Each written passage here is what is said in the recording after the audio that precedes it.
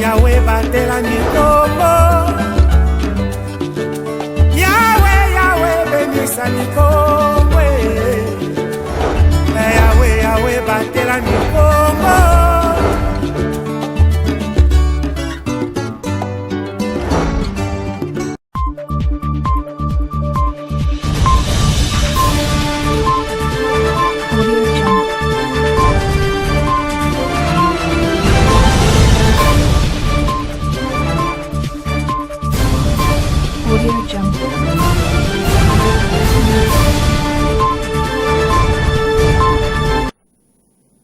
C'est l'heure de votre rendez-vous d'actualité sur les antennes de Ecopolis RTV. Messieurs et dames, bienvenue à cette édition du journal. Des routes d'une importance capitale sont en pleine réhabilitation à Matadi. Il s'agit des avenues Jacques Makiona et Kimbuma Biala dans la commune de Matadi. Nos reporters sont descendus sur place pour le constat. Les détails avec Salem Alonda. Suivez. Dans le but de désengorger la route nationale numéro 1, confortée par des embouteillages atroces, l'exécutif provincial a initié les travaux de réhabilitation de quelques axes stratégiques, dont celui de l'avenue Jacques Makiona. Il va de l'entrée Oebeka jusqu'au croisement de l'avenue Kimbuma Biala, en passant par la place récréative Afrique du Sud et de la RTNC. Lancés le 21 mai 2025, les travaux de réhabilitation de cette route de 1,150 km sont en cours près d'une année après le lancement. À ce jour, ils se sont arrêtés à proximité du complexe scolaire Blanche-Neige à Kinkanda. En dépit de tout, les usagers ont loué l'initiative avant de faire quelques observations. Vraiment, c'est parce que c'est vraiment impraticable de A à Z. Nous sommes dans la joie parce que cette route était impraticable. Grâce aux efforts continus, ça nous aide vraiment. Il faut qu'ils continuent à faire des études dans l'optique de rendre praticables plusieurs routes, car à Matadi, il y en a beaucoup. Ces routes nous aident à trafiquer et malheureusement, certaines personnes y laissent leurs véhicules. De ce côté, il y a plusieurs garages. Ils vont transformer encore cette route en garage. Mais pour le travail, vraiment, félicitations, si nous allons évoluer comme ça, vraiment ça sera bien. Sur l'avenue Kimbuma Biala, un chantier financé par Foner, lancé au mois de février 2023 par l'ancien gouverneur Gibando Dungidi.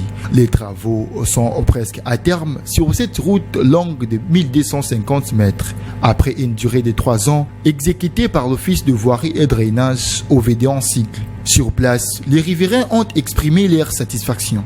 Vraiment, normalement, je suis dans la joie en regardant ces travaux. On ne croyait pas. À ce jour, le travail a eu lieu. Les travaux se sont bien déroulés. Nous attendons le finissage pour passer à l'inauguration. Que ce ne soit pas seulement cette route, il y en a plusieurs à Matadi.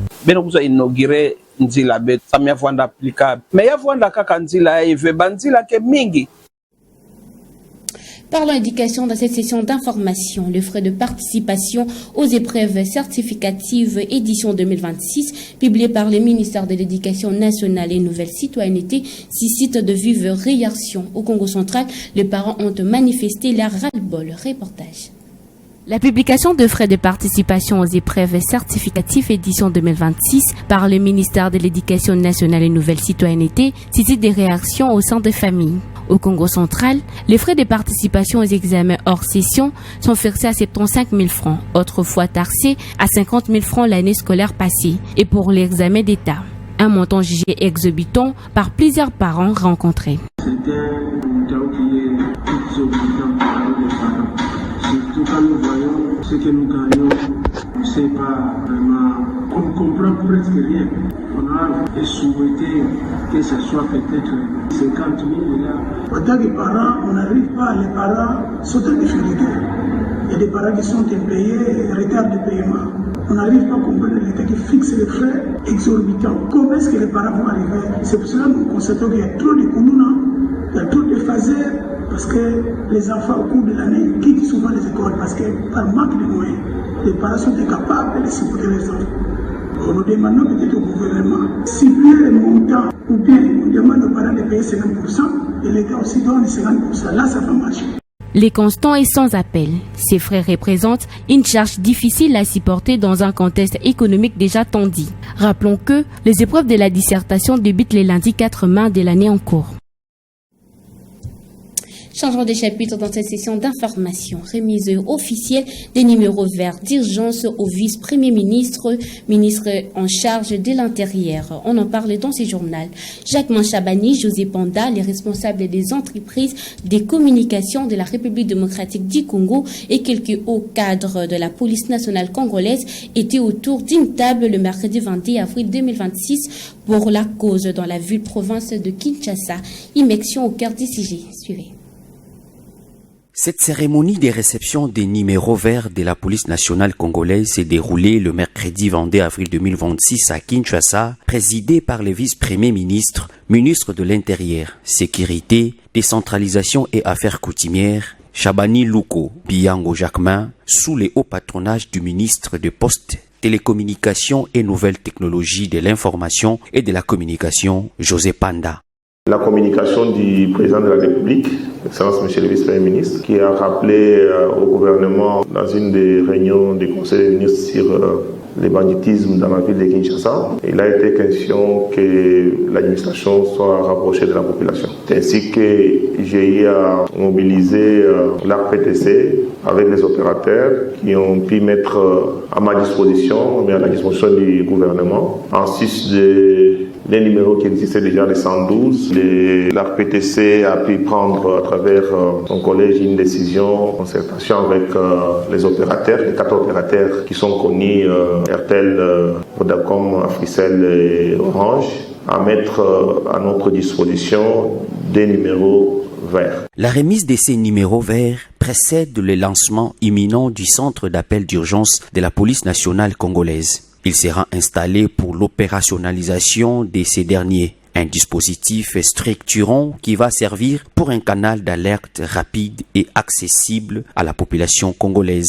Le VPM de l'Intérieur, Jacques Manchabani, a rassuré l'accompagnement du gouvernement et de son ministère pour l'aboutissement de ces projets. Nous allons, nous, au niveau du ministère, avec les différents services concernés, nous engager davantage, non seulement à mobiliser les fonds, mais aussi à veiller à ce que ce service soit mis à la disposition de nos populations à travers toute la République démocratique du Congo, c'est-à-dire les 26 provinces et toutes les villes, pour permettre à ce que nos populations, à chaque fois qu'elles se retrouvent devant une situation d'urgence où elles ont besoin des services de la police, du SAMU médical et autres services, qu'elles puissent les joindre, qu'elles puissent trouver un service opérationnel capable de réceptionner les appels, les alertes et d'orienter les différents services pour leur venir en aide et en soutien. Notons que les responsables des entreprises de communication ont aussi pris part à ces assises. Quittons la ville de Kinshasa pour celle de Beni dans la province du Nord Kivu qui va bientôt recevoir un aéroport international en dépit de la situation sécuritaire préoccupante dans la zone. Ce reportage nous dit tout.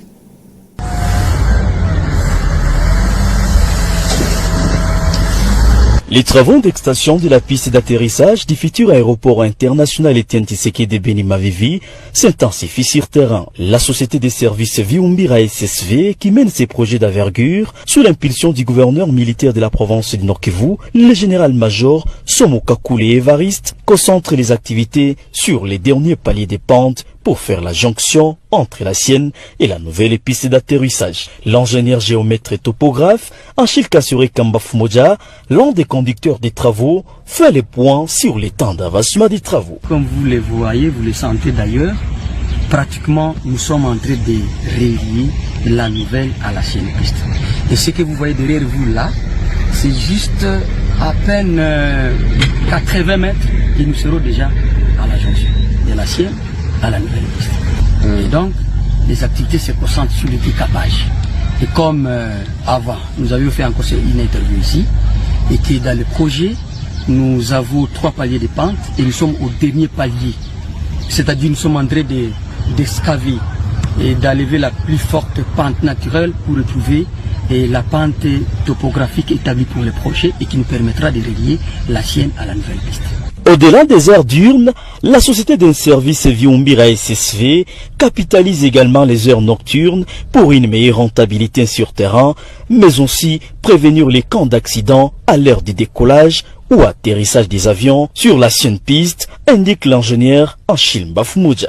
Ce qui nous a permis d'arriver à ce niveau-là, nous avons directement déclenché les activités à dégo, la journée et la nuit. Bon, il n'y a pas que les Chinois qui travaillent la nuit. Et si vous voulez même les voir, venez, même ce soir, vous allez constater. Nous avons commencé ces activités de nuit il y a à peine une semaine.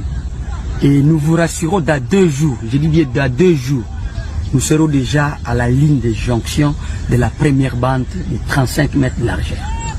C'est pour maximiser les travaux. Et ce qui nous a permis d'atteindre ce niveau-là. En Guinée, le viol d'enfants est désormais irrévocable grâce à l'amendement du Code de l'enfant qui permet aux victimes, quel que soit les temps écoulés, d'obtenir justice. 75% des victimes sont mineures selon l'ONG Amnesty International. Quelles sont les réactions après cette réforme? La réponse dans ces reportages de nos confrères de la TV5 Monde. Excusez-moi, mais c'est un peu difficile pour moi de revenir sur tout ça. C'est un lourd traumatisme que porte Ensira depuis 17 ans. Elle a choisi de témoigner anonymement.